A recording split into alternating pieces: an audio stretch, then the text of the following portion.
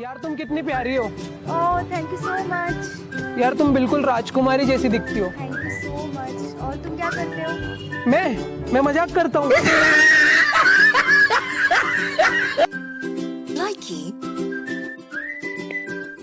अरे सुनती हो? बिल्कुल, ये कान प्लास्टिक के थोड़ी है। अरे मुझे ऑफिस जाना है, नाश्ता तैयार हुआ? ऑफिस तुम्हें जाना है, तुम्हें तैयार होना चाहिए। जल्दी करो, मुझे देर हो रही है। देर तुम्हें हो रही है तो जल्दी भी तुम्हें करनी चाहिए।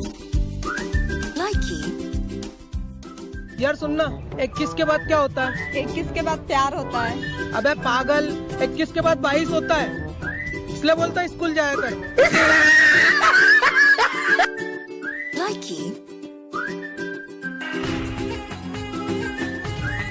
मुझसे शादी करोगी?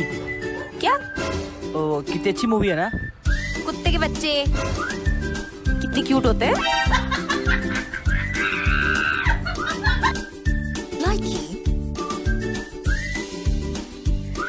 हेलो